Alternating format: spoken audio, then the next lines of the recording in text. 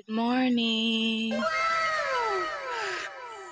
It's a brand new day and a beautiful nature. Ayan, dyan kami galing kanina dyan sa baba. It's 5:30 in the morning, guys. Ayan, kasama ko sila naglalakad. Malapit na matapos yung daanan dito. Pagod. Yo! Yung kasama ko dalawa. Ginising ako sa bahay. Buti natuloy kami ngayon kasi nung nakaraan di kami natuloy. Puro plano lang yung nangyari kasi sumakit yung likod ko nung nakaraan. Kaya hindi kami naka-jogging. So ngayon tuloy na. Pagod, guys. Pagod na ako. Malapit pa lang kami. Yung destination kasi namin dun sa may Bulata. Medyo malayo din. So yun. Makakaano tayo ng mga aso. Pandadaanan natin yung mga kabahay na maraming aso. So, ayun na siya. Medyo maputik na dito. Ay, hindi pala. Kasi inano na nila. Oh. Nung nakaraan kasi na dumaan kami, maputik. Kasi nga, siguro dinaanan ng mga sasakyan. Nagkaroon siya ng mga uka-uka. So, yun siya. Ganda ng view dito, guys. So, super.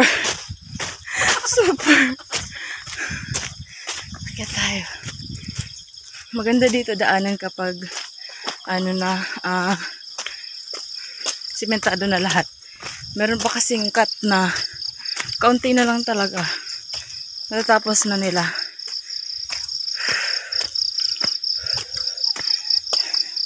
Lalo na dito, putol yung daan. Umaangat yung tricycle kapag dinadaanan. So yun, jogging muna kami. Kumakanta yung mga ibon. Kung naririnig nyo, pakinggan nyo maigi. Kumakanta sila. Kasi nga diba pagka umaga sa probinsya, lalo dun sa mga parte ng kaunti lang kabayan. Lalo dun sa mga parte ng kaunti lang kabayan. Kaunti lang kasi mga kabayan dito. Tsaka medyo malayo yung kabayan. Tapos ang dami ng puno. Kumakanta yung mga ibon. Diba kapag yun yung naririnig natin, sometimes sa pag nasa probinsya tayo, alam mo yung malayo sa syudad, yun yung naririnig natin. Kumbaga yun yung ipapagising sa atin, yung mga ibon, yung tunog ng ibon at saka yung manok, no? Yun. Tingnan nyo, guys, yung nasa likod ko. Sobrang niyan. Paano kami ngayon? Pababa. Grabe yung dito, yung kalsada dito. Pag ganon, guys. Kasi yung dinaanan ng kalsada na to, to siya, bukid ba, guys? Medyo mataas na talaga. Bukid na part yun. Pero yung ilalim na ito, dagat. So yun siya. Mamaya ulit. May nakita kami dito, guys. Look! Yung view! Wow! Ang ganda ng view, guys. Pero dito sa may sa may kalsada, na landslide. Tingnan nyo. Ayan, oh. Na landslide. Tapos ang ganda nung view doon. Kaya nakita tuloy yung view. Ayan, nakita yung view kasi na landslide to. Natanggal yung mga puno-puno. Oh, ang ganda ng view niya. Mga isla to, guys, oh. Ang kilalang isla yan dito. Tsaka yung na yun, yung na yun. Kita nyo may white sand. Oo, ang ganda. Nag-stop lang kami saglit. Tapos marami dito ang tubig. Kasi panay ulan ng ulan dito. Ito, guys, so nagpo-produce ng tubig. Nagpo-produce yan ng tubig. Ayan, kung makita nyo yung tubig spring. Natural. Natural spring? Parang gano'n, no? Natural spring yarn. Tabi-tabi. Tatabi-tabi tayo kasi. Ay! Hoy, ang pala dito? Smio Marimar. Tabi. So, yan siya guys. Hanggang dun yan, nagpuproduce ng tubig kapag maulan. Kakaroon sila ng, tubig. Ching! Kakain kami ng kilala nyo ba to? Ay, no, nakakatanggal daw ng to ng uod sa tiyan. I mean, bulate yun. Alam nyo ba, natakot ako sa bulate. Wala na ito. Ang daming mga ganito dito. Try natin kung ano. Ito yung dati yung pinapakain sa mga mama kapag alam ni mama na may kapag alam ni mama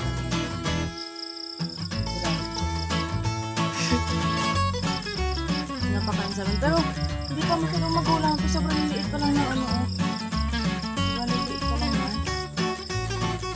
Tapos yung lasa niya, parang lasa siyang damo. Explain. Sino yung mga nakakain na nito? Sobrang liliit. Meron pa nito sobrang laki. Yung matanda na. Parang naging ako saglit. Parang naging baka or kambing. Kasi na-imagine ko kasi dito parang kumakain ako ng damo. Ganun. Kinakain mo siya? Guys, nasa guys, malalaki. Ang dami niyan dito namin na nadaanan. Tapos ito, umano lang sa may kalsada. Kumuha kami.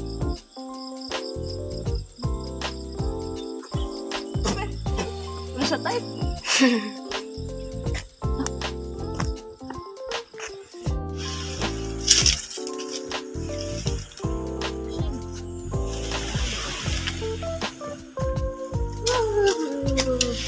Dito na tayo, guys. Ito gusto nga pagka nagja-jogging kasi dito kami pumupunta. Tapos, makikita nyo, guys. Yan naman yan. Ang ganda, diba? Dating pantalan to, guys. Ayun yung mga structure ng dati. Ayun na lang yung natira. Ayun o. Ayun na lang yung natira, guys. Ayun lang yung natira sa nakaraan dito. At saka parang parang vapor ganun. No? Diba? Tapos look guys, ang lalaki ng bato. Ang lalaki ng mga bato kasi nga dating sobrang galing ko dito.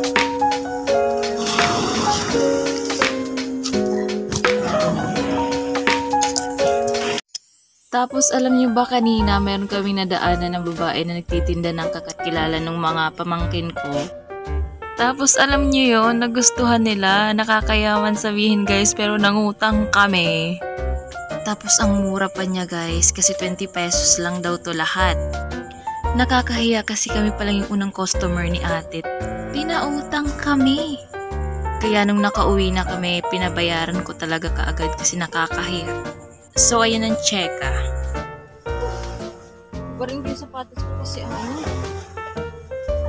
grabe guys. Grabe talang nagkapaltos-paltos na yung ko. Yung paa ko. Buti na lang hindi mabaho yung paa ko. Kasi kung mabaho yung paa ko, kilo na itong dalawa na to. Ang sakit ng ko yung dito ko na finger na sa paa. Parang sakit. Parang tanggal mo na kayo ng sapatos. Tapos ang daming buhangin na sapatos ko. Napuno siya. Hindi yung Ngayon ako ng medyas. Nag-medyas ako. Nung nakaraan, nag-medyas din naman ako nung nag-jogging kami. Kaya lang, siya. Naligo kasi kami noon. Tsaka ba't nabasa yung ko. Kaya mas malala yung nangyari yung karaan. Meron siya. Yun siya guys. Ang sakit ng paa ko! Sakit! Sakit! Alati! Lulubo na to! Kapoy.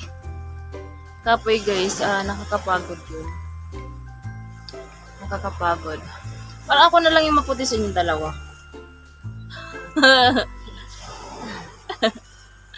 Maraming silang mga boyfriend. Sampo. Kenbing, don't worry. Ganun.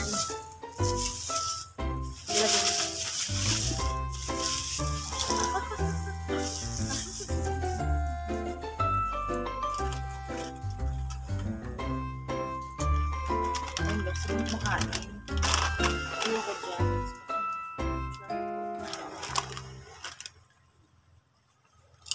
Sarap.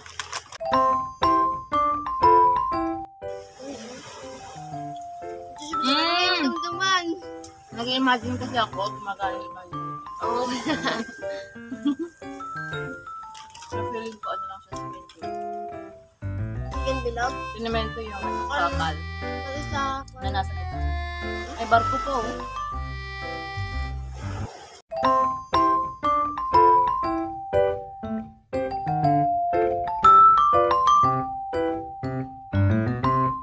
Sa Manila sila. Ay, may cancer ko siya. Oh. Yung nakakabit ko sa balak ko may kayo.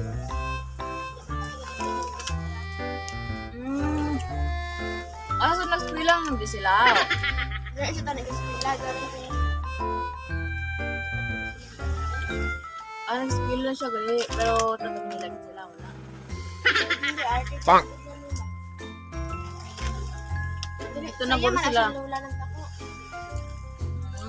Kuha lang siya sa iya mama. Cancer sa ano? Sakit. Cancer sa ano? Yara ba lang paano? Yara ba lang palain mo sa balasang dahil sa balakad? Ano ba siya TI? Pero cancer ka dyan? Cancer. Yan. Sa ganun.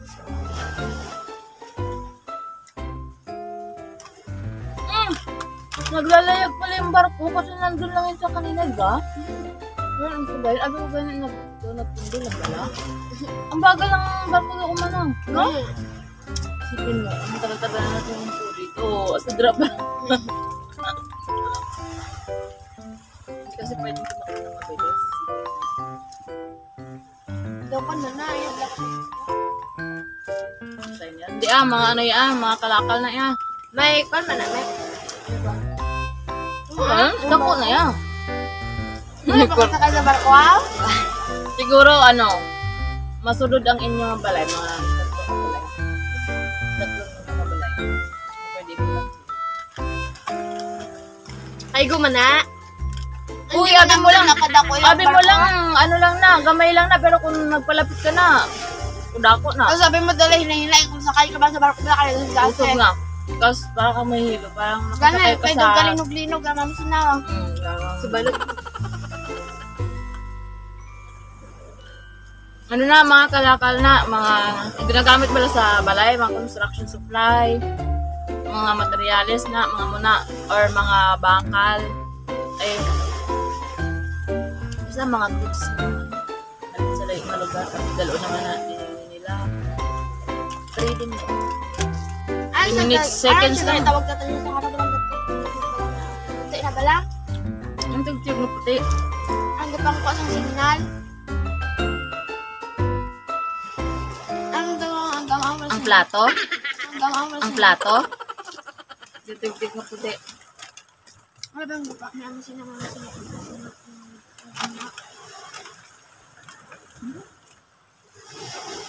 Nalipat na po ito yung alam. Inang gaan sa cell site. Inang bilog sa cell site sa taas.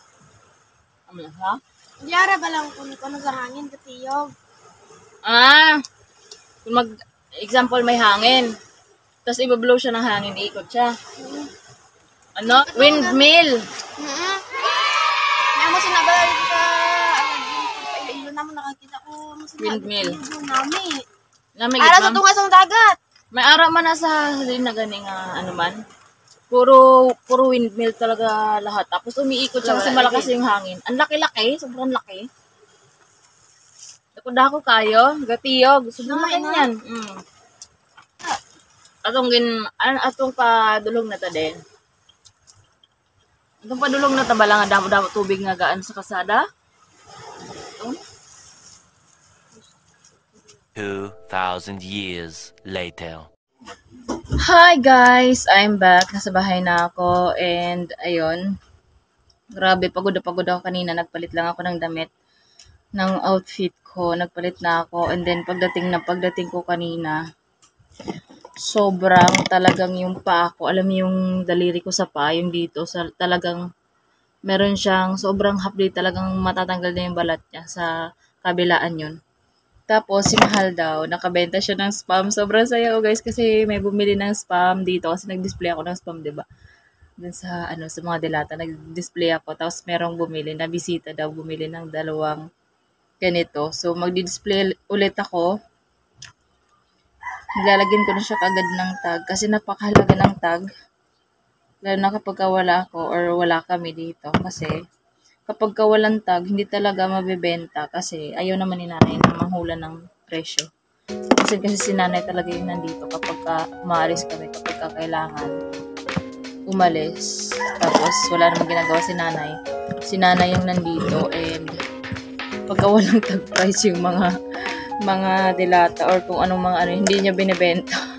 Kasi nga naman wala siyang idea kung magkano. Kahit nga sinasabi ng mga customer na ganito yung presyo niya, hindi niya pa rin binibenta. Kasi nga, hindi daw siya sure. Hindi daw sure kung yun ba talaga yung price.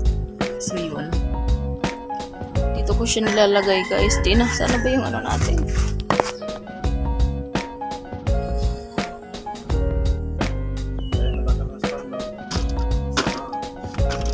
Spam pa more. For the spam. For the go. Oh, diba? Sino ka dyan? Ang sayo ko talaga ng spam. Kami ng palay. Overhang kasi. Yung kung nandito yung dalawa, kaya ililipat yung isa. Yan siya. Overhang, lalo na maraming paakyat. Tara guys, samahan nyo kami magpagiling ng bigas. Magpagiling ng palay pala. Ayan, pagiling tayo ng palay. Malapit ng umulan. Yeah. Guys. Ating daanan na ngayon dito sa amin. Simentado na. Loko.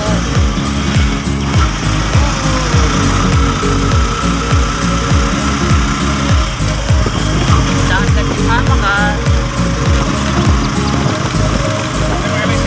Dito na kami ngayon guys and nandito ako ngayon sa tricycle and as you can see nandito ako sa loob dahil umuulan na po. Kaya lang guys, sobrang dami naman ng ang haba ng pila kasi dito talaga yung magandang pagilingan kasi ito talaga yung magandang pagilingan ng palay. So kaya sobrang daming nakapila. Doon sa kabila ganun din kaya dito na lang kami. Ayan na yung si Jade, nakaitim, nakaupo sa may bigas. Yan siya. So ako dito lang ako. Kumain na kami lahat-lahat sa karinderya pero ganun pa rin yung sitwasyon pagdating namin, ganun pa rin, parang hindi nabawasan. Tapos ngayon umuulan na. Good luck sa amin ito, sana pagtapos namin magpagiling tumila na yung ulan para makadire-diretso kami. Ayan guys, so yun kasi dito guys kapag anihan talaga tapos halos sabay-sabay na natutuyo yung mga palay, lalo na pag sabay-sabay na dire-diretso yung init, ganyan. Dire-diretso din yung halos nagsasabay-sabay din ba na natutuyo yung palay. So sabay-sabay din halos na you know what I mean, na nagpapagiling ng palay. Ang nga lang, ang disadvantage nga lang, kaunti lang dito yung magaganda yung talaga yung gilingan ng palay. Dito kasi guys, maganda yung gilingan ng palay nila kasi yung pagka nagiling, alam mo yung butil ng bigas, talaga siya, lalong kapag maganda yung pagkakabilad mo sa palay, yung butil ng bigas talagang buo siya. Yun yung isa sa mga nagustuhan ko dito. Tapos, isa pa sa mga nagustuhan ko is yung walang, alam niyo, walang tipase. Yun siya, walang mga ba guys, ano tawag doon? Ay, tapos walang mahalong palay mismo. Di ba kapag kabigas na, merong ano, yung merong iilan na palay na hindi nagiling. Yun, yung ganun. Yun yung minimin ko sa inyo. Yun siya. Eh dito maganda, walang nahahalong ganun talaga. Kumbaga, maputi yung pagkakagiling nila, hindi pudpud. Tapos, yun, walang nasasama na tipase. You know what I mean? Yun guys. Tapos may binili kami ditong may binili kaming pizza na hindi masarap. Ayan siya. Ayan siya guys. Tapos kumain kami ng adobo at saka ng doon sa kalenderya. Kaya lang hindi rin masarap. Buti na lang yung adobo na ko. Yung adobo na in-order ko is kalahati lang. Yun. So, yan lang muna ang update sa ating pagpapagiling. Parang lalakas na ata yung ulan. Kadahapon kasi lumalakas yung ulan ay kadahapon kasi talagang umuulan. Tapos ang lakas pa. Ang bibilis yung mga sasakyan magpatakbo. So, yan lang guys. Ang layo pa namin. Hello. Ganito pala ang process ng pagigiling ng palay dito guys. Ayan, nilalagay yung palay dun sa gilingan. Ayan, si kuya nilalagay. At ang sinasahod naman ng nasa lata ay balat ng palay at si kuyang nakapula, ayan yung binabantayan niya na bigas na pwede nang saingin. So ayan siya guys, ganyan yung process niya. O diba nakita nyo? Guys, sa update tumila na yung ulan kaya nandito na uli ako sa tricycle kasi kanina sobrang lakas ng ulan, but for now siguro mga 2 oras at kalahati pa rin kami na maghihintay. Siguro guys dito ko na end ang vlog na to dahil mag alas 4 na pala ng hapon kanina pa, mga kaka 4 pa lang ng hapon. Ang gulo ko mag-vlog, ano mas sinasabi ko? Sa mga hindi pa nagsasubscribe, please subscribe and hit the notification bell para updated ka sa ating mga latest videos. See you guys in my next vlog. Bye!